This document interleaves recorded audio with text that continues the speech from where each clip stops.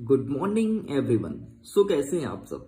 उम्मीद करता हूँ विज्ञान की तैयारी बहुत ही अच्छी तरीके से चल रही होगी एंड फाइनली आपकी तैयारी में थोड़ी बूस्टअप लाने के लिए मैं लेकर के आ चुका हूँ टॉपर सीरीज वर्ष 2024, जिसका मुख्य उद्देश्य है आपको वार्षिक परीक्षा में टॉप कराना। देखिए, विज्ञान की लगातार क्लासेस हमारे द्वारा ली जा रही है, उसमें आपको मोस्ट आईएमपी क्वेश्चंस को कवर किया जा रहा है और जो प्रीवियस ईयर में क्वेश्चन पूछा है उसको भी कवर कर रहा हूँ। एंड फाइनली अब आपके सामने मैं मॉडल पेपर लेकर के आ चुका हूं, जिसके थ्रू आप अपने विज्ञान की प्रैक्टिस कर सकते हैं, अपने जो प्रिपरेशन है तुम्हारी उसको बूस्टअप कर सकते हो। देखिए स्टूडेंट, आपके सामने 4 सेट का प्रश्न पत्र मैं प्रेजेंट करूंगा। Set number A, set number B, C and D. Okay, तो उसमें से सेट नंबर बी के फुल सोल्यूशन को मैंने बहुत अच्छे से कवर किया है, आपको एक एक चीज आसान भाषा में समझाया है। आप स्वयं देख सकते हैं। देखिए, इस प्रकार से हमने बढ़िया समझा कर पढ़ाया है। और अगर आपने नहीं देखा तो प्लीज आइए जाकर के मिडिल एजुकेशन के ऑफिशियल यूट्यूब चैनल पर बहुत अच्छे से इसे एक्सप्लोर कर सकते हैं। एक एक चीज आपको आसान भाषा में बताया गया है, समझाया गया है कि इस प्रकार से प्रश्न का उत्तर देना है और आपको रटने पर जोर नहीं दिया गया है। आप आसानी से एक एक चीज को सीख सकते हैं। तो ये तो रहा हमारा set number B. And finally जब हम सेट नंबर बी साइड करते हैं और अब बारी है सेट नंबर ए की, फिर सी और डी भी कवर किया जाएगा। टेंशन मत लो, एग्जाम के पहले 4 के 4 सेट कवर हो जाएंगे, पूरे आपके मोस्ट आईएमपी क्वेश्चंस खत्म हो जाएंगे। फिर देखना, फिर तुम्हें टॉपर बनाने से कोई भी नहीं रोक सकता है। उसके लिए आपको करना क्या है, सिंपल सा कुछ स्टेप्स को फॉलो करना है। जैसे वीडियो को लाइक करके अपने दोस्तों के साथ शेयर करना है और अगर पहली बार आए हैं चैनल को सब्सक्राइब करके बगल में घंटी होगा, घंटी जरूर बजाना। जैसे तुम मंदिर जाते हो और घंटी बजाते हो तो तुम्हारा नोटिफिकेशन भगवान तक पहुंचता है कि हाँ भाई किसी ने आ गया। ठीक वैसे नोटिफिकेशन बेल आइकन प्रेस करो, जैसे मेरे वीडियोस अपलोड होंगी तुम्हारे तक उसका नोटिफिकेशन पहुंचेगा और तुम उसका फायदा जल्दी से जल्दी उठा पाओगे। देखिए स्टूडेंट्स, आपके सामने सेट नंबर ए है। एक एक चीज आसान भाषा में समझेंगे, बढ़िया आप हमारे साथ बन रहिएगा। निर्देश में दे सकते हैं, सभी प्रश्न को हल करना अनिवार्य है। 1 से लेकर के 5 तक आपको 32 प्रकार के प्रश्न रहेंगे। 6 से लेकर के 17 तक 2 अंक की, 18 से लेकर के 20 तक 3 अंक की और 21 से लेकर के 23 तक 4 अंक की क्वेश्चन देखने को मिलेगा। चलिए, तो अब हम स्टार्ट करते हैं अपने विज्ञान की पढ़ाई को। हमारा प्रश्न क्रमांक 1 कह रहा है सही विकल्प चुन करके लिखो। पहला नंबर कहता है कि कैल्शियम ऑक्साइड की जल के साथ अभिक्रिया किस प्रकार की अभिक्रिया कहलाती है। मतलब कैल्शियम ऑक्साइड को, मतलब CaO को यदि मैं पानी के साथ मिला दूं, वह अभिक्रिया कौन सी कहलाएगी। हमारे ऑप्शंस कहते हैं उष्माशोषी, उष्माक्षेपी, उदासीनीकरण और रेडॉक्स अभिक्रिया। देखो, उष्माशोषी मतलब होता है उष्मा को एब्जॉर्ब करना और उष्माक्षेपी मतलब होता है उष्मा को निकालना। और आप जब देखते हो कि आपके पानी में चूहे को डाला जाता है तो उससे बुलबुल और बहुत गर्म धुआं टाइप से निकलता है बाहर, तो इसे कहेंगे उष्माक्षेपी अभिक्रिया, अर्थात ऑप्शन नंबर बा को टिक करना है। नेक्स्ट, अम्लों का पीएच मान का पहचान कैसे करेंगे। देखिए अगेन मैं समझाता हूं। इस प्रकार से आपका क्या हो गया, एक पीएच स्केल हो गया।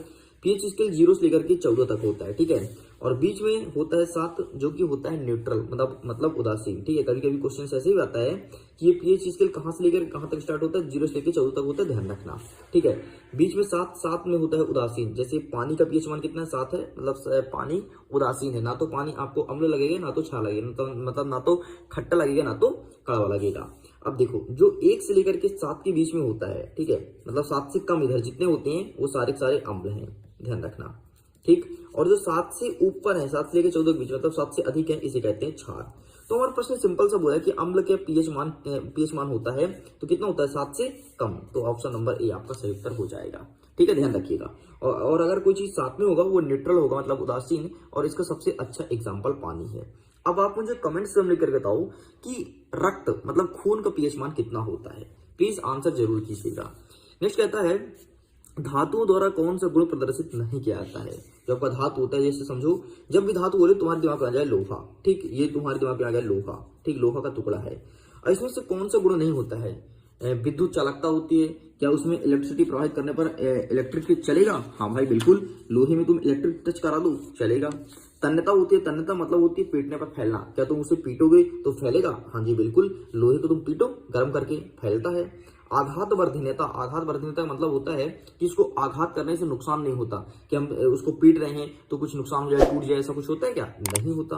नेक्स्ट आपका कहता है भंगुरता मतलब होता है कि अगर उसमें तुम पीटो, हथौड़ा मारो तो वो एकदम टूट जाए छोटे छोटे टुकड़ों में, ठीक, उसे भंगुरता कहते हैं। लोहे में यह गुण नहीं पाया जाता, वो कभी भंगुरता नहीं होता, ठीक। तो ये गलत गुण है, बाकी पूरे अच्छे गुण हैं। नेक्स्ट कहता है मनुष्य में एक वक्र एक तंत्र का भाग है, वह कौन सा है? मतलब ये कह रहा है कि मनुष्य का जो वक्र है वो किस तंत्र का भाग है। ठीक है, क्वेश्चन को घुमा के पूछा जैसे इंग्लिश के पेपर में पूछा था।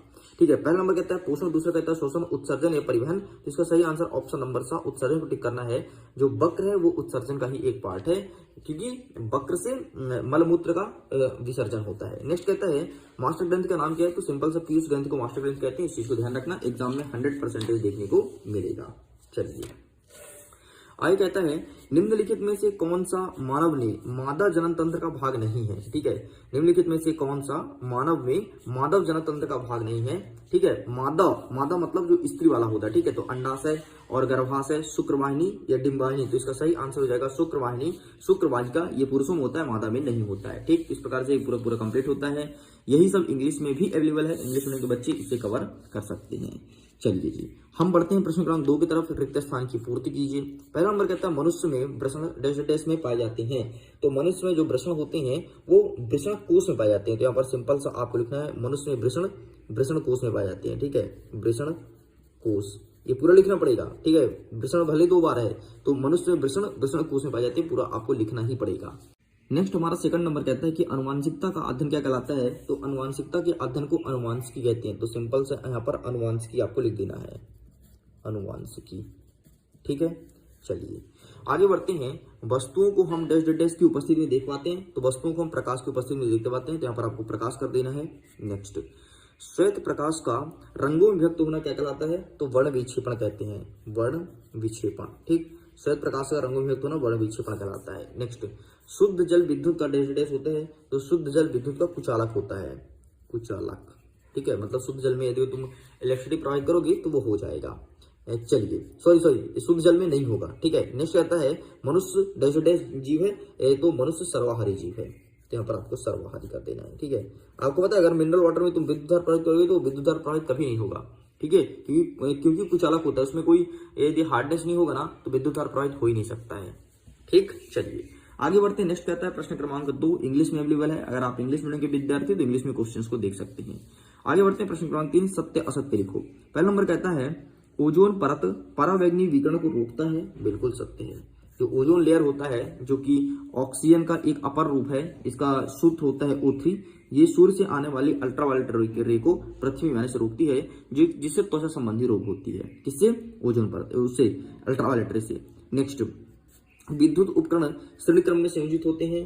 तो बिल्कुल असत्य है, वो समांतर क्रम में संयोजित होते हैं। ठीक है, एक है फिर इसके बाद एक है, ठीक, ये फिर एक है, इस प्रकार से संयोजित होते हैं। नेक्स्ट, अवतल दर्पण में बने प्रतिबिंब सदैव वास्तविक होते हैं? नहीं, बिल्कुल है, सदैव वास्तविक नहीं होते। अवतल दर्पण जो प्रतिबिंब बनते हैं वो सदैव वास्तविक नहीं होते हैं। ठीक है, नेक्स्ट कहता है एक लिंगीय पुष्पों में 100 परागण होता है। गलत है। एक लिंगीय पुष्प में 100 परागण कैसे होगा यार? जब लिंग ही एक है तो पर परागण होगा ना। 100 परागण उसमें होता है जब द्विलिंगीय हो। ठीक है, मतलब मादा भी हो पुरुष भी हो। जब एक लिंगी है, केवल मादा है, तो उसमें 100 परागण कैसे हो सकता है? नहीं होगा, पर परागण होगा, मतलब कीट पतंगों द्वारा मधुमक्खियों द्वारा परागण किया जाएगा, ये निषेचन किया जाएगा। ठीक है, नेक्स्ट कहता है धातुओं के ऑक्साइड प्रायः क्षारीय प्रकृति के होते हैं। क्या सभी धातु क्षारीय होते हैं? हाँ जी, बिल्कुल सत्य है। जितने भी धातु होते हैं वो सभी क्षारीय प्रकृति के ही होते हैं। नेक्स्ट, लिटमस एक प्राकृतिक अम्ल क्षार सूचक है। बिल्कुल सत्य है। लिटमस पेपर जो अम्ल जो होता है वो अनिल नीला टेस्ट लाल करता है। ठीक है, एक चीज ध्यान रखना, देखो अनिल मतलब होता है अम्ल, नीला लिटमस पेपर को लाल करता है। ठीक, ये चीज ध्यान रखना। तो तुमसे लिटमस पेपर के थ्रू तुम अम्ल और क्षार का पहचान कर पाओगे। अनिल नाम याद रखना, अनिल अम्ल नीला लिटमस पेपर को लाल करता है। ट्रिक कैसा लगा कमेंट्स में लिख कर बता देना, मजा आया तो ऐसे ट्रिक बीच बीच में बताते रहूंगा। चलिए पेज पलटाते हैं, आगे बढ़ते हैं। आगे कहता है नेक्स्ट हमारा प्रश्न क्रमांक 4 चौथा नंबर कहता है कि सही जोड़ी मिलाइए। लैक्टिक अम्ल भाई दूध और दही में पाया जाता है, तो दही यहां से मिला देंगे। ठीक है, लैक्टिक अम्ल के कारण ही आपको दही खट्टी लगती है। अगर लैक्टिक अम्ल ना होता तो दही आपको खट्टी नहीं लगती। कहता है नमक का साधारण सूत्र NaCl होता है, बच्चे को पता है, मतलब सोडियम और क्लोरीन से मिलकर के नमक का निर्माण होता है। धातु क्या हो जाएगा यहाँ पर? धातु जो होती है विद्युत की सुचालक होती है, तो यहाँ पर आपको तीसरा नंबर कर देना है। नेक्स्ट, भोजन का स्थानांतरण फ्लोएम द्वारा होता है। ठीक है, अच्छा, जल का स्थानांतरण किसके द्वारा होता है? जाइलम द्वारा होता है। Very good. चलिए पित्त, तो पित्त का क्या हो जाएगा, पित्त और पलकों का झपकना, जो पलकों का झपकना है वो प्रतिवर्ती क्रिया है, ठीक है, और पित्त आपका लीवर हो जाएगा, है ना, मतलब पित्त जो होता है लीवर में ही पाया जाता है। लीजिए भाई साहब, ये भी कंप्लीट हो गया। इंग्लिश में अवेलेबल है, इंग्लिश में भी आप क्वेश्चन देख सकते हैं, ठीक है। चलिए आगे बढ़ते हैं। नेक्स्ट कहता है प्रश्न क्रमांक 5, एक वाक्य में उत्तर दीजिए। पहला नंबर कहता है दो तंत्रिका कोशिकाओं के मध्य खाली स्थान को क्या कहते हैं, तो इसे कहते हैं, मैं लिख देता हूं, सिनेटस, सिनेटस कहते हैं, ठीक है। नेक्स्ट, नर युग्मक एवं मादा युग्मकों के संलयन को क्या कहते हैं, तो इसे कहते हैं निषेचन, निषेचन, ठीक है, नर और मादा के संलयन को निषेचन कहते हैं। नेक्स्ट, उस दर्पण का नाम बताइए जो बिंब का सीधा और आवर्धित प्रतिबिंब बना सके, तो उसे कहते हैं अवतल दर्पण। अवतल दर्पण में हमेशा प्रतिबिंब का सीधा ही बनता है, ठीक है, उल्टा पुल्टा नहीं बनता, इसलिए दाढ़ी वगैरह में इसको उपयोग करते हैं। भाई अगर उल्टा पुल्टा चित्र बनता तो दाढ़ी वगैरह किसी व्यक्ति की कट ना जाती, इसलिए ज्यादातर नाई की दुकान में आप अवतल दर्पण देखे होंगे, ठीक है। कहाँ गया भाई उस दर्पण का नाम, हाँ ये अवतल दर्पण। चलो आगे देखते हैं। नेत्र के किस भाग पर वस्तु का प्रतिबिंब बनता है, तो नेत्र के दृश्य पटल, मतलब रेटिना पर, रेटिना लिखो, रेटिना या दृश्य पटल कुछ लिख सकते हो, ठीक है, रेटिना में लिख दिया। चलो, एक इलेक्ट्रॉन पर कितना आवेश होता है, तो एक इलेक्ट्रॉन पर 1.6 इंटू 10⁻⁻19 कूलाम, इतना आवेश होता है एक इलेक्ट्रॉन पर। नेक्स्ट, विद्युत आवेश का मात्रक क्या होता है, तो कूलाम होता है, ठीक, कूलाम। लीजिए, इस प्रकार से पूरा आपका कंप्लीट कर दिया है वस्तुनिष्ठ प्रश्न, ठीक है। वीडियो कैसा लगा, वीडियो पसंद आए तो वीडियो को लाइक करिए, अपने दोस्तों के साथ साझा जरूर कीजिएगा। पहली बार चैनल को सब्सक्राइब जरूर करना। जल्दी मिलेंगे आगे क्वेश्चन साथ, आगे क्वेश्चन को एक एक चीज को कवर करेंगे। ओके स्टूडेंट्स, मैं वीडियो एंड करता हूँ एग्जाम के लिए, ऑल द बेस्ट। जल्दी मिलते हैं सेकंड पार्ट साथ। और सुनो, अगर तुमको इसके पीडीएफ को डाउनलोड करना है तो पीडीएफ डाल दिया गया है, जाइए जाकर के पीडीएफ को डाउनलोड कीजिए, लिंक डिस्क्रिप्शन बॉक्स में दिया गया है।